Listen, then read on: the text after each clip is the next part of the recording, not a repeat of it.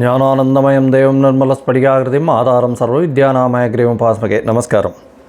நேயர்கள் அனைவருக்கும் astro KS ஐயங்காரின் பணிவான நமஸ்காரங்கள். வார பலன் 18/12/2023 24/12/2023 வரை உண்டான வாரத்தில் எந்தெந்த ராசிக்காரர்களுக்கு என்ன பலன் அப்படின்றத பார்ப்போம். அதற்கு முன்னாடி இந்த வாரத்தின் கோல்சாரம் என்ன, இந்த வாரத்தில் வரக்கூடிய விசேஷ நாட்கள் என்ன, இந்த வாரத்தில் இருக்கக்கூடிய சந்திராஷ்டமம் இருக்கக்கூடிய ராசிகள் என்னென்ன அப்படின்றத பார்ப்போம் ஒன்றொன்னா.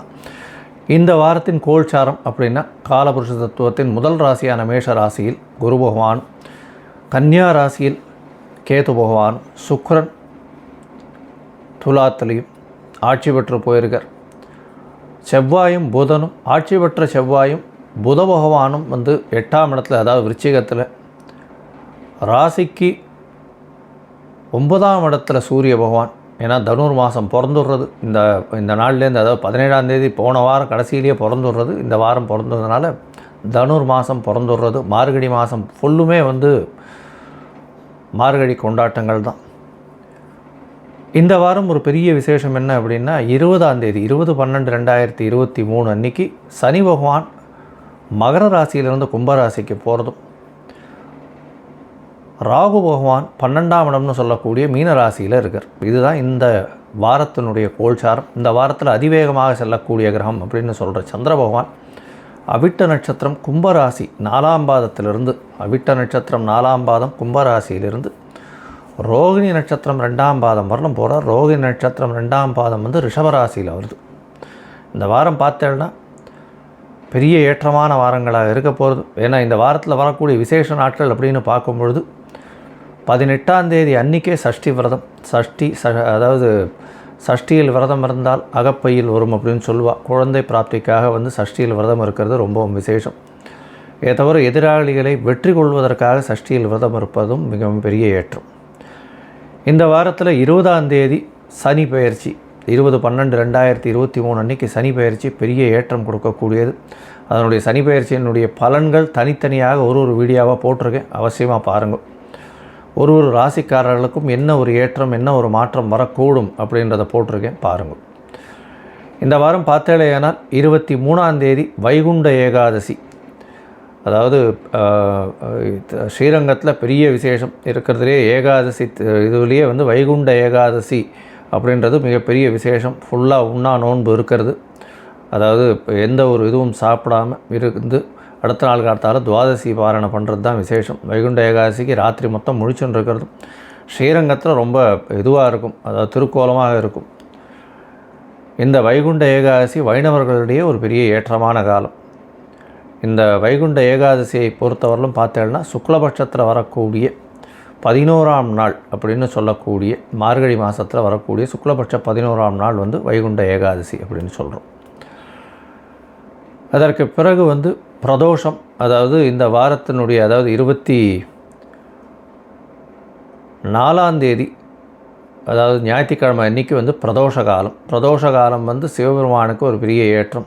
அதாவது ஒரு மாதத்தில் வரக்கூடிய பிரதோஷத்தையும் சிவராத்திரின்னு சொல்லுவாள். அதாவது பிரதோஷ காலம் இது சாயந்தரம் 5:45 6:15 மணி வரலும் உண்டான காலகட்டத்தில், அதாவது சந்தியா காலத்தில் தீபாராதனை கட்டுவா. அதை சேவிச்சுட்டு அதுக்கப்புறம் சாப்பிட்றது வச்சுப்பா. அந்த இது, அதாவது பிரதோஷ காலத்தில் விரதம் இருந்து அன்னைக்கு சிவபெருமானை சேவிச்சுட்டு அதற்கு பிறகு தான் அந்த விரதத்தை முடிக்கிறது வழக்கம். இந்த மாதிரியான விரதம் இருக்கும் பட்சத்தில் அவர்களுக்கு வேண்டிய வரம் கிடைக்கும் அப்படின்றது ஒரு ஐதீகம். கிட்டத்தட்ட 52 வாரம் இல்லைன்னா 2 வருஷம் 3 வருஷம் அந்த மாதிரிலாம் விரதம் இருக்கக்கூடியவெல்லாம் இருக்க நல்ல ஒரு ஏற்றம் கிடைக்கக்கூடிய நாளாகவும் இருக்குது. சரி, இந்த வாரம் எந்தெந்த ராசிக்காரர்களுக்கு சந்திராஷ்டமம்னு பார்த்தோம்னா கடகம், சிம்மம், கன்னி, துலாம், இந்த 4 ராசிக்காரர்களுக்கு சந்திராஷ்டமம்னா உங்களுடைய பிறந்த ராசியிலிருந்து 8ஆம் இடத்தில் சந்திர பகவான் போகும்போது சந்திராஷ்டமம்னு சொல்கிறோம். இந்த காலகட்டத்தில் புதிய முயற்சிகள் வேண்டாம், வெளியூர் பிரயாணம் வேண்டாம். ஒருவேளை பண்ண வேண்டிய கட்டாயத்தில் இருந்தால் மட்டும் சந்திர பகவானுக்கு உண்டான எளிய பரிகாரம் அப்படின்னு சொல்லக்கூடிய அகத்திக்கீரை கட்டு வாங்கி கொண்டு போய் கொடுத்துட்டு வாங்கும். ஏன்னா இந்த வாரத்தில் யாருக்கு சந்திராஷ்டமம் வந்ததுனாலும் அகத்திக்கீரை கட்டு வாங்கிட்டு போய் கொடுங்க. ஏன்னா இந்த வாரம் பெரிய துவாதசியும் வருது. அதனால் கண்டிப்பாக கோசாலைக்கு போய் அகத்திக்கீரை வாங்கி கோசாலையில் பசுவுக்கு கொடுத்துட்டு வாங்கும். நல்ல ஒரு ஏற்றம் கிடைக்கும். உங்களுடைய வாழ்நாளில் வரக்கூடிய துன்பங்கள் அனைத்தும் நீங்கும். எல்லா விதமான தடங்கள் நீங்கக்கூடிய காலகட்டமாக இருக்கும். சந்திராஷ்டமத்தின் தாக்கமும் குறையும். சரி, இந்த வாரம் மேஷம் முதல் மீனம் வரை ஒரு ராசிக்காக பார்க்கலாம். அதற்கு முன்னாடி என்னுடைய மொபைல் நம்பர் ஸ்க்ராலிங்கில் வந்துட்டுருக்கும். உங்களுக்கு அஸ்ட்ராலாஜிக்கல் கன்சல்ட் தேவைப்பட்டதுன்னா எனக்கு ஃபோன் பண்ணுங்க, அப்பாயின்மெண்ட் தரேன். உங்களுடைய date, time, place of birth கொடுங்க. உங்களுடைய பிறந்த ஊர், அதை தவிர உங்களுடைய நேம், தந்தை பெயர், தாயார் பெயர் கொடுத்தேன்னா உங்களுடைய சார்ட்டை போட்டுட்டு ஏதாவது சந்தி இருக்கான்னு பார்க்கணும். அதாவது லக்ன சந்தியோ, ராசி சந்தியோ, நட்சத்திர பாத சந்திகள் இருக்கா என்னன்றதை பார்க்கணும். பார்த்துட்டு அதற்கப்புறம் உங்களுடைய இன்றைய கோல்சார நிலையில் என்னென்ன பிரச்சனைகள் இருக்குது, அதை தவிர உங்களுடைய தசாபுக்தி அந்தரம் சூக்ஷ்மம் எப்படி இருக்குது அப்படின்றதெல்லாம் பார்த்துட்டு உங்களுக்கு உண்டான வரக்கூடிய காலங்கள் எப்படி இருக்குன்றதையும் சொல்லி எந்த அளவுக்கு எளிய பரிகாரங்கள் செய்யலாம் அப்படின்றதையும் சொல்கிறேன். சரி, இப்போது 18/12/2023 24/12/2023 வரை உண்டான வாரத்திற்கு மேஷம் முதல் மீனம் வரை ஒரு ராசியாக என்ன பலன் அப்படின்றத பார்க்கலாம். சிம்மம், மகம், பூரம், உத்திரம் இந்த 3 நட்சத்திரம் 9 பாதங்களை கொண்ட ராசி. ராசியின் அதிபதி அப்படின்னு சொல்லக்கூடிய ஒரு சூரிய பகவான் இந்த வாரம் உங்களுடைய ராசிநாதன் 5ஆம் இடத்துலேருந்து குரு பார்வையில் இருக்கிறதுனால ரொம்ப நாளாக திருமணமாகி குழந்தை பேர் இல்லாதவர்களுக்கு கண்டிப்பாக குழந்தை பேர் பிராப்தி உண்டாகக்கூடிய காலகட்டமாக இருக்குது. 4ஆம் இடத்தில் செவ்வாய் பகவான் ஆட்சி பெற்று போயிருக்கிறதும் ரொம்பவும் விசேஷம். உங்களுடைய மிகப்பெரிய யோககாரகன்னு சொல்லக்கூடிய செவ்வாய் பகவான் 4ஆம் இடத்துல இருக்கிறதும் உங்களுடைய ராசிக்கு சம சப்தமத்தில் கண்ட சனி வர்றார். இந்த வாரத்தில் 20ஆம் தேதியிலிருந்து கண்ட சனி வர்றது எதிர்பாலினத்தவர் மூலியமாக சிறு சிறு பிரச்சனைகள் வரும். பார்ட்னர்ஷிப் பிஸ்னஸில் ஜாகிரதையாக இருக்கிறது ரொம்பவும் நல்லது. உங்களுடைய ராசிக்கு பார்த்தலையானால் 9ஆம் இடத்தில் இருக்கக்கூடிய குரு பகவான் மூலியமாக நல்ல ஒரு ஏற்றம். 5ஆம் அதிபதி 9ஆம் இடத்துலையும் ராசி அதிபதி 5ஆம் இடத்துலையும் இருக்கிறதன் மூலியமாக நல்ல ஒரு ஏற்றமான காலமாக இருக்கும். உங்களுக்கு புதிய பதவி புகழ், அந்தஸ்து, கௌரவம்லாம் வரக்கூடிய காலகட்டமாக இருக்குது.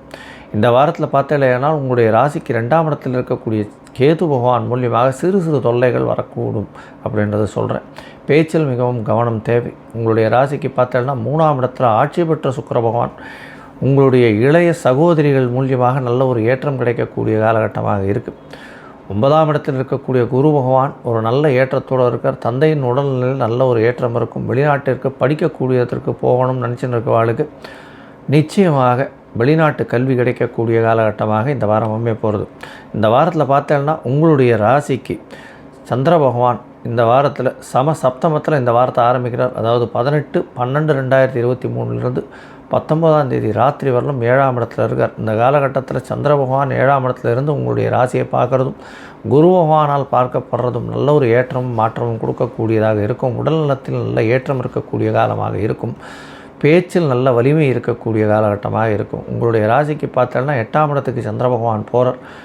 இந்த காலகட்டம் 19ஆம் தேதி ராத்திரியிலிருந்து 21ஆம் தேதி இரவு 11:30 மணி வரலும் இருக்குது. இந்த காலகட்டத்தில் புதிதாக எந்த ஒரு முயற்சியும் வேண்டாம்னு சொல்கிறோம். ஏன்னா ராகு கேத்துக்குள்ளே அடைபடுறது சந்திர பகவான். அதனால் கொஞ்சம் பொறுமையாக இருக்கிறது ரொம்பவும் நல்லது. மனோகாரகம் நடைபெறதுனால நல்லது இல்லை அப்படின்றத சொல்கிறோம். உங்களுடைய ராசிக்கு 9ஆம் இடத்துல சந்திர பகவான் போகிறார். குரு சந்திர யோகம் அமையிறது. அதாவது சந்திர பகவான் அதீத சுபத்துவம் பெறுறார். சுக்கிர பகவானாலும் பார்க்கப்படுறது பெரிய விசேஷம். குரு சந்திர யோகம், கஜகேசரி யோகம் 9ஆம் இடத்துல வர்றதன் மூலியமாக தந்தையினுடைய சொத்துக்கள் வரக்கூடிய வாய்ப்பு உண்டு. தந்தையின் மூலியமாக அபரிமிதமான ஏற்றம் கிடைக்கக்கூடிய காலகட்டமாக இந்த வாரம் அமைய போகிறது. இந்த வாரத்தில் பார்த்தோன்னா உங்களுடைய ராசிக்கு 10ஆம் இடத்துல சந்திர பகவான் போய் உச்சம் பெற்று போகிறார். 12ஆம் அதிபதி 10ஆம் இடத்துல போகிறதுனால 12க்கு 11ஆம் இடம்னு சொல்கிறதுனால வெளிநாட்டின் மூலியமாக நல்ல ஒரு ஏற்றம் கிடைக்கும். வெளிநாட்டுக்கு போகிறதுக்கு வாய்ப்புகள் கிடைக்கும். வெளி மதத்தினர் மூலியமாக நல்ல ஒரு ஏற்றம் கிடைக்கும். மொத்தத்தில் இந்த வாரம் பார்த்தோன்னா பெரிய ஏற்றம் கிடைக்கக்கூடிய வாரமாகவே இந்த வாரம் அமையிறது. அதுவும் அரசியல் பிரமுகர்கள், அரசு சார்ந்த நிறுவனங்களில் இருக்கிறவங்க, ஹியூமன் ரிசோர்ஸ் டெவலப்மெண்ட்டில் இருக்கிறவங்க, லீடர்ஸாக இருக்கிறவங்க, ஹெட் ஆஃப் த டிபார்ட்மெண்ட்ஸ், இவாளுக்கெல்லாம் பெரிய ஏற்றம் கிடைக்கக்கூடிய வாரமாக இந்த வாரம் அமையிறது. இந்த வாரத்தில் அருகில் இருக்கக்கூடிய ஐயப்பன் கோவிலுக்கு போயிட்டு வாங்க. நல்ல ஒரு ஏற்றமும் மாற்றமும் உங்களுடைய வாழ்வில் நிச்சயமாக வரும். லோகா சமஸ்தா சுகினோ பவந்து.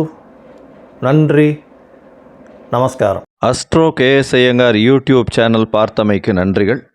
மேலும் இது போன்ற ஆன்மீக ஜோதிஷ தகவல்கள் உங்களை அடைய astro KS Iyengar YouTube channel subscribe செய்யவும், பெல் ஐக்கானை மறக்காமல் அழுத்தவும். நன்றி, வணக்கம்.